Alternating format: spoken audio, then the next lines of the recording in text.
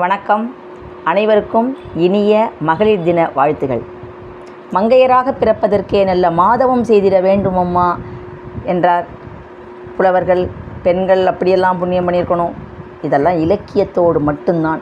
இன்று ஏட்டளவில் யதார்த்தம் என்னன்னு பார்த்தா, ஒவ்வொரு இடத்துலையுமே என்ன தான் படிச்சிருந்தாலும், என்ன தான் வேலைக்கு போயிருந்தாலும், என்ன தான் பணம் இருந்தாலும், சில நேரத்தில் பெண்கள் அடிமையாகத்தான் இருக்கின்றோம். இருக்க வேண்டிய சூழ்நிலையில் காலத்தின் கட்டாயமாக உள்ளது. சொல்லுவாங்க, அந்த காலத்துலலாம் 10 வயசுக்குள்ளே வரைக்கும் பெற்றோர்களுக்கு அடங்கியிருக்கணும். அதுக்கப்புறமா அண்ணன் அக்காக்களுக்கு, அண்ணன் தம்பிக்கு, அதுக்கப்புறம் கணவன், அப்புறம் மகன், இப்படி ஒரு பெண்ணினுடைய வாழ்க்கை ஆணையே சார்ந்திருக்கிறது என்று. ஆனால் உமன், அதுலேயே நீங்கள் பாருங்கள், அதுலேயே பெண்ணுக்குள்ளேயே ஆண் ஐக்கியம் அடங்கியிருக்கான். அந்த காலத்திலே சிவபெருமான் 50-50 கொடுக்கலையா? உமையொரு நன்றுடையானை தீயது இல்லானை உமையொரு பாகமுடையானை எல்லாம் பாடலையா? எல்லாம் ஏட்டளவில் இறையளவில் எல்லாம் உண்மை தான். நிறைய இடத்துல நாம் இன்றைக்கி என்ன பார்த்துட்ருக்கோம் அப்படின்னா, நம்ம தான் பெண்கள் தான் விட்டு கொடுக்க வேண்டிய சூழலில் இருக்குது. ஒரு நாளைக்கு நம்ம நிறையா சமைச்சிட்டோமா, மிச்சமானாலும் நம்ம தான் சாப்பிட்றோம். அளவோடு சமைச்சிருக்கோமா, எல்லோரும் சாப்பிட்டு முடிச்சுட்டு இருக்கான்னு பார்த்துட்டு சாப்பிட்ற சூழலில் இருக்கோம். இதை நாம் மறுநாளைக்கு சொன்னால், ஏன் நீ முன்னாடி சாப்பிடக்கூடாதா அப்படின்னு சின்ன குழந்தையிலேருந்து வீட்டில் இருக்கக்கூடிய முதியவர்கள் வரை சர்வசாதாரணமான கேள்விகளை நம்மிடம் தொடுத்து நம்மளை ஏதோ ஒரு விதத்தில் பேச முடியாத மடந்தையாக வாயை மூடிக்கொண்டு வாழ வேண்டிய சூழலில் நாம் தள்ளப்பட்டுள்ளோம்.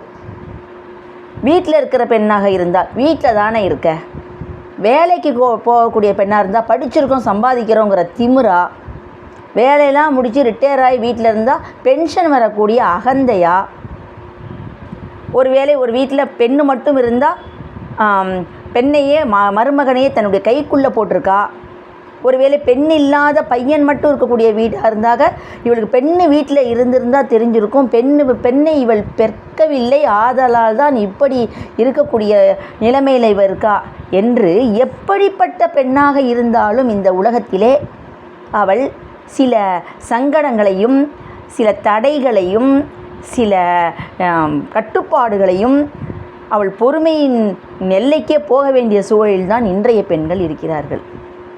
நாம் குழந்தையாக இருந்தபோது குழந்தைக்கு நாம் கட்டுப்பட்டு நம்ம அப்பா அம்மா என்ன சமைக்கிறாங்களோ அதை நம்ம சாப்பிட்டு இருந்தோம். ஆனால் இன்றைய நிலைமை எப்படி உள்ளதா? நம்ம என்ன பண்ணுறோம்? குழந்தைகளை கேட்டு இன்றைக்கி இந்த சமையல் வேணுமா, சாப்பிட்றீங்களான்னு கேட்டு சமைக்கக்கூடிய நிலைமையில் சமையல் முதல் மற்ற எல்லா நிகழ்வுகளும் இன்று பெண் என்பவள் கட்டுப்பட்டு, அதை என்னென்னா அந்த பணக்காரங்கள்லாம் ஜெயிலுக்கு போனால் சுகமான ஜெயிலில் இருக்காங்கன்னு சொல்கிற மாதிரி நாம் ஒரு சுகமான ஜெயிலில் நாமளே நமக்குள்ளே ஒரு வலையை போட்டுக்கொண்டு அதை ஒரு சந்தோஷமாக, நான் ஹவுஸ் ஒய்ஃபாக இருக்கேன், என்னை வேலைக்கு போக வேண்டாம்னு சொல்லிட்டாங்க, என் குழந்தையெல்லாம் நிறையா சம்பாதிக்கிறாங்க, நான் ரொம்ப சந்தோஷமாக இருக்கேன். இல்லை, நமக்கு நாமே போட்டுக்கொண்ட ஒரு தடை. சரி, நம்ம என்ன பண்ணணும்? படிக்கிறோம், எல்லாருமே வேலைக்கு போகிறோம்.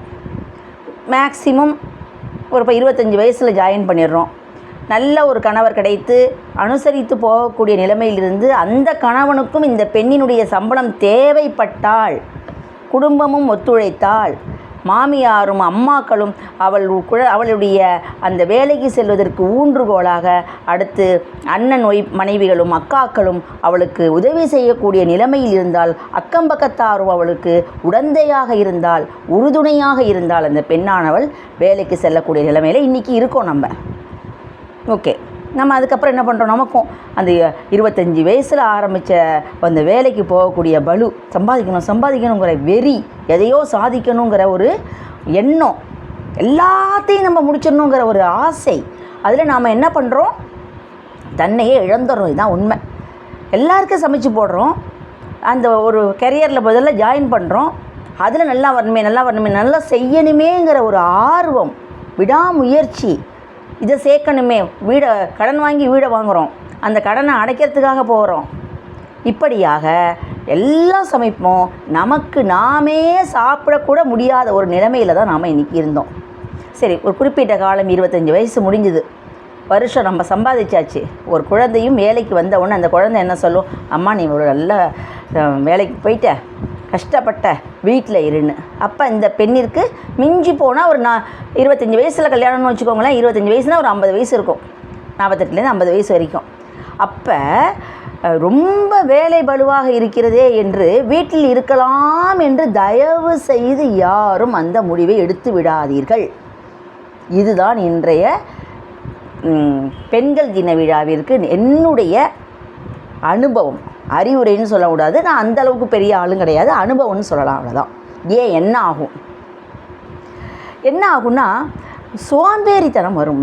முதலிலே ஒரே இடத்துல நம்ம பம்பரமாக சுற்றி கொண்டிருந்தோன்னா உடலுக்கு ஓய்வு கொடுக்கிறோம். உடலுக்கு ஓய்வு கொடுத்தாலே மனதும் ஓய்வடைகிறது, மூளையும் சரிவர நாம் யோசிப்பது இல்லை. அப்போ என்ன பண்ணுறோம்? சரியான நேரத்திற்கு குளிப்பதில்லை, சாப்பிடுவதில்லை, ஒரே இடத்திலேயே உட்காருகிறோம். ஒருவேளை அந்த பணிபுரிந்த ஊரிலேயே இருக்கக்கூடிய வாய்ப்பு கிடைத்தால் பரவாயில்லை, பிரச்சனை இல்லை. பழகிய நபர்கள் ஒரு 50 வயதிற்கு அப்புறம் ஒரு ஊரிற்கு புதிதாக சென்று 45 வயதிற்கு பிறகே ஒரு ஊரிற்கு சென்று நாம் ஊன்ற வேண்டும் என்றால் அவர்களுடன் நாம் உடம்படுவது கொஞ்சம் லேட்டாகும். கடவுள் அருள் இருந்தால் அங்கே இருக்கக்கூடியவர்கள் நம்முடைய மனதோடு ஒற்று வந்தால் பெரிய பிரச்சனை இல்லை. சப்போஸ் அது நமக்கு கொஞ்சம் மாறி நிலைமை ஏற்பட்டால் அது ரொம்ப ரொம்ப ரொம்ப கொடுமை. தனிமை. வேலையில் பெரிய வேலை என்ன தெரியுமா? வேலையே இல்லாமல் இருப்பது. சரி, இப்படி இருக்கக்கூடிய நிலைமையில் நேற்று நான் என்ன பண்ணேன், தாய்க்கிழவி பார்க்கக்கூடிய ஒரு நிலைமை. எங்கள் அம்மா கிராமத்தில் பிறந்த அந்த தாய்க்கிழவி ராதிகாவினுடைய கேரக்டர் மாதிரின்னு வச்சுக்கோங்களேன். அந்தளவு அராஜகம் கிடையாது, அராஜகம்னு சொல்ல முடியாது. அவங்க வத்திக்கு விட்டு பிழைத்து வாழக்கூடிய ஒரு நிலைமை. முதல் அதாவது இடைவேளைக்கு முன்பு வரை நான் பசங்கள்லாம் சிரித்தாங்க, அண்ணம்மா நீ தாய்க்கிழவி பார்க்கணும் சொல்லிட்டு இங்கே வந்த இதுனா இப்படி இருக்குது அப்படின்னு. எனக்கும் என்னடா இப்போ இப்படி இருக்குது அப்படின்னு. ஆனால் அந்த இடைவேளைக்கு பிறகு என்ன ஒரு ஆளுமை! ஒவ்வொரு வீட்டிலும் இருக்கக்கூடிய ஒரு பெண்ணாக நான் பார்த்தேன். முதல்ல எங்கள் அம்மா எனக்கு தட்டி விட்ட மாதிரி இருந்தது. கிட்டத்தட்ட ஒரு 2.5-3 வருஷமாக நான் வீட்டில் இருக்கேன். நேற்றுக்கு அந்த படம் பார்த்த உடனே எங்கள் அம்மாவே என்கிட்ட சொன்ன மாதிரி இருந்தது. நான் படிக்கக்கூடிய நாளில் எங்கள் அம்மா சொல்லுவாங்க அதே வார்த்தை, அதே டைலாக். ஒவ்வொரு பெண்ணினுடைய கையிலும் பணம் இருக்க வேண்டும், சம்பாத்தியம் இருக்க வேண்டும். இறக்கும் வரை பெண்ணானவள் உழைக்கக்கூடியவளாக, கையில் அவளுக்கு அவளுடைய பணம் இருக்கக்கூடிய நிலைமையாக இருக்க வேண்டும். அப்பொழுதுதான் அந்த பெண்ணிற்கும் தன்னம்பிக்கை ஏற்படும். ஒவ்வொரு நிகழ்வுமே அந்த தன்னுடைய பெண்ணிற்காக இருக்கட்டும், தன்னுடைய மருமகளுக்காகட்டும், மருமகள்லாம் மாமியார் கொடுமைப்படுத்துகிறாங்கன்னு நினச்சிக்கக்கூடிய நிலைமையில், ஆனால் அவங்க நல்லத்துக்கு தான் சொன்னாங்கங்கிறத பின்னாடி உணர்ந்தாங்க. இருக்கும்போது நமக்கு பணம் தேவைப்படுகிறதோ இல்லையோ, இறக்கும் சாவின் தருவாயில் ஒவ்வொரு மனிதனும் கையில் பணம் இருந்தால் தான் குழந்தைகள் கூட பார்த்துப்பாங்கங்கிறது அந்த படம் ஒரு எக்ஸாம்பிள். எத்தனை விதமான கருத்துக்கள், எல்லாம் யதார்த்தமான உண்மைகள், எதுவுமே ஜோடிக்கப்பட்டதே கிடையாது. அதில் ஒருத்தராக சொன்னால் நான் பாட்டு பேசினே போயின்னு இருக்கலாம். அந்த மருத்துவர்கள், சீன டாக்டராக இருக்கார், நீ ஏன் தமிழில் பேசலாங்க? தமிழில் பேசுகிறது நீ நம்ம படித்ததெல்லாம் சொல்கிறதுக்கா பேஷண்ட்டாங்க? அவங்களுக்கு புரிய வைக்கக்கூடிய அளவிற்கு நிறையா நான் மருத்துவத்தை குறையே சொல்ல மாட்டேன்.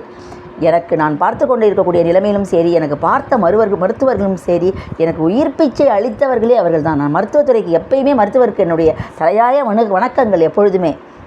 அந்த மருத்துவர் கூறுகிறார், நீ பணம் கொடுத்தாலும் கொடுக்கல போயா, அவர் சொல்லக்கூடிய ஒரு ஆளுமை.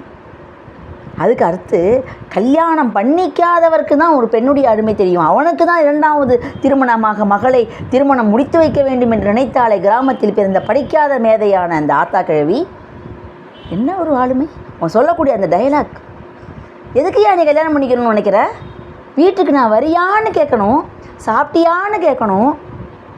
நான் நினைப்பேன் முன்பெல்லாம் ஒரு கணவனை இழந்த மனைவிக்கு தான் சமூகத்தில் இப்படிப்பட்ட கொடுமைகள் என்று. மனைவியை இழந்த கணவர்களும் இன்று இருக்கக்கூடிய நிலைமையில் நல்ல நல்ல காரியங்களுக்கும் செல்வதற்கு அவர்களை கூப்பிடுவதற்கு உலகம் தயங்குகிறது. அந்த நிலைமை இப்படியாக ஒரு 2வது பாதையிலே நம்ம எல்லாம் ஒரு பெண்ணான நிலைமையில் ஒரு அம்மாக்கள் எப்படி இருக்கணும்? தாய் என்பது கிழவியாக இல்லை, ஒரு கிழவினா சொல்ல எல்லா விதமான சொல் களஞ்சியமாக அங்கே இருக்கிறாள் அவள்.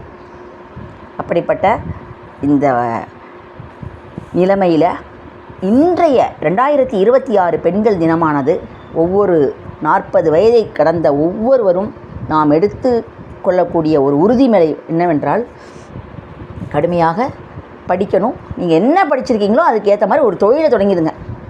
கண்டிப்பாக உங்கள் கையில் ஒரு பிஸ்னஸ் பணம் இருக்கணும். குடும்பத்திற்கோ உங்களுக்கோ நல்ல விதமாக பொழுதை கிடைப்பதற்கு. முடியலன்னு தயவு செஞ்சு வேலையை விட்டுறாதீங்க. அதை விட ஜாஸ்தியாக முடியாமல் போகணும். வீட்டில் நம்ம அரசாங்கத்திலிருந்து அல்லது ப்ரைவேட்டாக இருந்தால் அவங்களாம் என்றைக்கு போக சொல்கிறாங்களோ அது வரைக்கும் வேலை பாருங்கள். முடியுதோ முடியலையோ வேலைக்கு போயிடுங்க. கண்டிப்பாக ஒவ்வொரு பெண்ணிற்கும் அதனால் சொல்லுவாங்க, 3 வேளை சாப்பாடு நம்ம சாப்பிட்றது நம்முடைய இறுதி சடங்கிற்கு நம்முடைய பணம்தான் இருக்க வேண்டும் என்பதை உறுதியாக மேற்கொண்டு இனி வரக்கூடிய காலங்கள் யாராவது என்ன மாதிரி பிரேக் எடுத்துனா கூட உடனே வேலைக்கு ஜாயின் பண்ணிவிடுங்க. ஆத்தா கிழவி நம்ம எல்லாம் தூண்டி விட்டு விட்டால் சொல்வாள், உசுப்பேற்றிட்டாங்க அப்படின்னு. ஜஸ்ட்டு ஒரு ஸ்டிமுலேட், ஒரு பூஸ்ட் கொடுத்த மாதிரி பண்ணிட்டாங்க. எப்படி பூட்டு அந்த சாவியானது இப்படி திருகினவன் துறக்கிறதோ அதே போல் அடக்கி வைக்கப்பட்ட அந்த உணர்வுகளை எல்லாம் இந்த ஆத்தா கிழவி என்ற ஆளுமையானது தட்டி விட்டு விட்டது. இனி வரக்கூடிய காலம் ஒவ்வொரு பெண்ணும் அவளுக்கான காலம். வாழ்க பல்லாண்டு.